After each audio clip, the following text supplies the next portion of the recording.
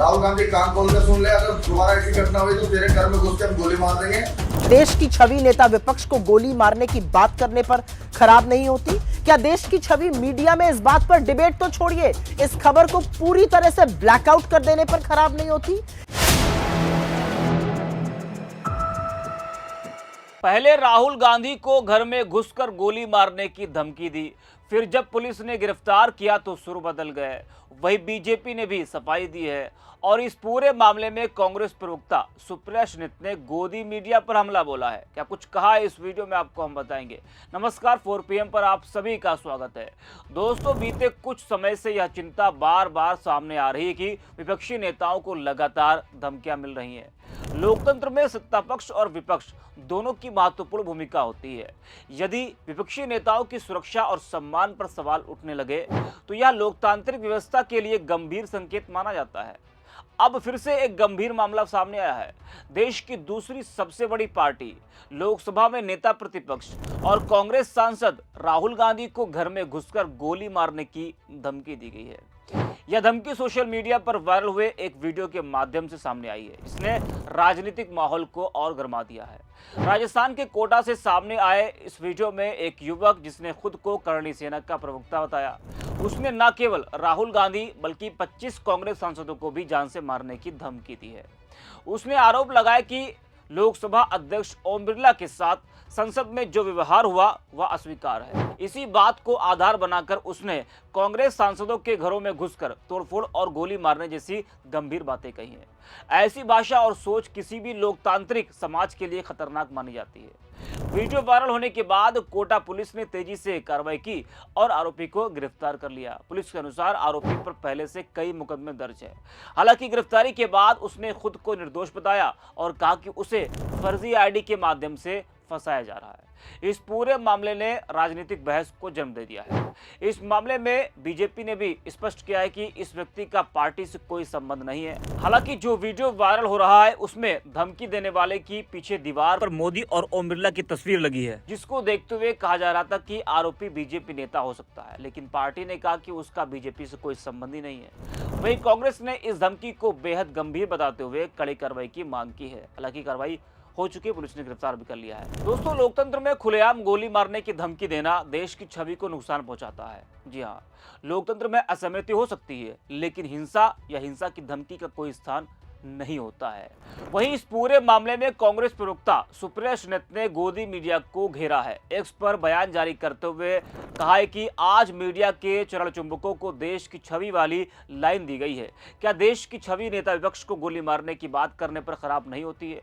क्या देश की छवि मीडिया में इस बात पर डिबेट तो छोड़िए, इस खबर को भी ब्लैकआउट करने पर खराब नहीं होती है? जरा आप भी सुनिए सुप्रिया सुनित। आज मीडिया के चरण चुंबकों को देश की छवि वाली लाइन दी गई है, तो कुछ सवाल है। क्या देश की छवि नेता विपक्ष को गोली मारने की बात करने पर खराब नहीं होती? क्या देश की छवि मीडिया में इस बात पर डिबेट तो छोड़िए, इस खबर को पूरी तरह से ब्लैकआउट कर देने पर खराब नहीं होती? क्या देश की छवि चीनी रोबोट को लाकर अपना कह देने पर खराब नहीं होती? क्या देश की छवि मोदी के चीन में यह कहने पर खराब नहीं होती कि 2014 से पहले जो लोग हिंदुस्तान में पैदा हुए थे वो अभागे थे? क्या देश की छवि अमेरिका के सामने नतमस्तक होकर आत्मसमर्पण करके की हुई ट्रेड डील पर खराब नहीं होती? क्या देश की छवि किसानों के अधिकारों की बलि चढ़ा देने पर खराब नहीं होती? क्या देश की छवि हमारा पूरा का पूरा डेटा अमेरिका को सौंप देने पर खराब नहीं होती? क्या देश की छवि अमेरिका के दबाव में रूस से तेल खरीदना बंद करने पर खराब नहीं होती? क्या देश की छवि अमेरिका के निर्देश पर पाकिस्तान के साथ सीज फायर करने पर खराब नहीं होती? क्या देश की छवि ईरान के चाबहार पोर्ट से अमेरिका के दबाव में निकल जाने पर खराब नहीं होती? क्या देश की छवि एक ऐसे मुख्यमंत्री के वीडियो को देखकर खराब नहीं होती जिसमें वो गोली से मुसलमानों के ऊपर गोली दाग रहा है? क्या देश की छवि दूषित पानी पीकर लोग मर रहे हैं उससे खराब नहीं होती? क्या देश की छवि सड़क पर जो बड़े बड़े गड्ढे खुदे हुए हैं और उसमें दिन दहाड़े गिरकर लोगों की मौत हो रही है उससे खराब नहीं होती? क्या देश की छवि सरकारी स्कूल में बाल्टी भर पानी में थोड़ा सा दूध मिलाकर बच्चों को पिलाने से खराब नहीं होती? देश की असल छवि हर हाल में मोदी जी का चरणवंदन करने को मजबूर, असल मुद्दों से कोसों दूर गोदी गिद्ध खराब करते हैं। So please just shut up and sit down. क्योंकि देश की असल छवि आप खराब कर रहे हैं। आज सत्ता की आंखों में आंख डालकर पत्रकारिता करना मुश्किल हो गया है।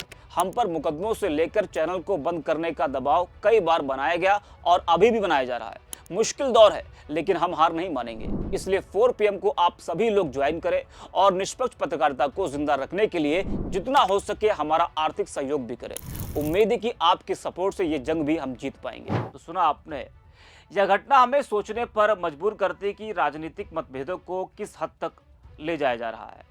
भारत एक लोकतांत्रिक देश है जहां सभी को अपनी बात कहने का अधिकार है, लेकिन किसी भी व्यक्ति या जनप्रतिनिधि को जान से मारने की धमकी देना कानूनन अपराध है और समाज के लिए भी हानिकारक है। अब आपको वो वीडियो हम दिखाते हैं, सुनाते हैं, जिसमें आरोपी राहुल गांधी को गोली मारने की बात कह रहा है। जरा आप भी सुनिए। जय महाकाल, जय ओम बिरला, जय नरेंद्र मोदी।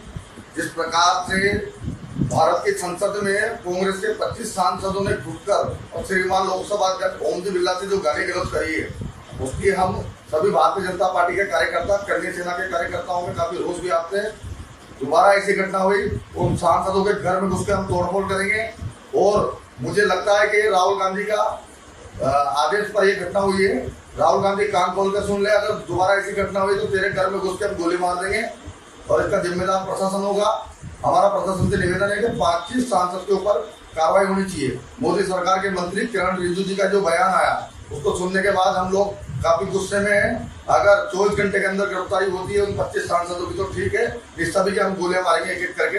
ये राज सिंह आमेरा संभाग के प्रवक्ता करनी सेना का ये बयान है। चाहे मुझे जेल हो जाए, मुझे कोई दिक्कत नहीं है। जय हिंद, जय भारत।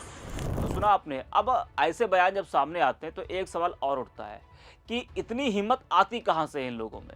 आए दिन ऐसी धमकियां तो सामने आती, कोई ऐसा तो है नहीं कि पहली बार किसी विपक्षी नेता को धमकी मिली है। आपको बता दें कि कोटा सिटी एसपी ने बताया कि वीडियो का संज्ञान लेते हुए आरोपी को तुरंत हिरासत में लिया गया है। चौंकाने वाली बात यह है कि राज सिंह आमेरा कोई साधारण युवक नहीं है, बल्कि एक आदतन अपराधी है। उस पर पहले से ही 4 आपराधिक मुकदमे दर्ज हैं।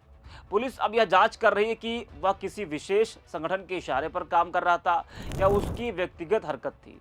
नेता प्रतिपक्ष राहुल गांधी को मिली धमकी ने बहस को और तेज कर दिया है। इससे पहले भी कई मौकों पर अलग अलग दलों के नेताओं को सोशल मीडिया या सार्वजनिक मंचों के जरिए धमकियां दी जाती रही हैं।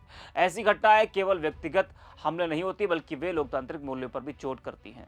जब जनप्रतिनिधियों को खुलेआम डराने की कोशिश होती है तो आम नागरिकों के मन में भी असुरक्षा की भावना पैदा होती है। आपने देखा था इससे पहले सपा सांसद इकरा हसन को भी खुलेआम धमकियां दी गई थी। जी हाँ, और राहुल गांधी और भी विपक्षी नेता आए दिन किसी न किसी के निशाने पर रहते हैं। इस वीडियो में इतना ही। आप देखते रहिए 4 PM।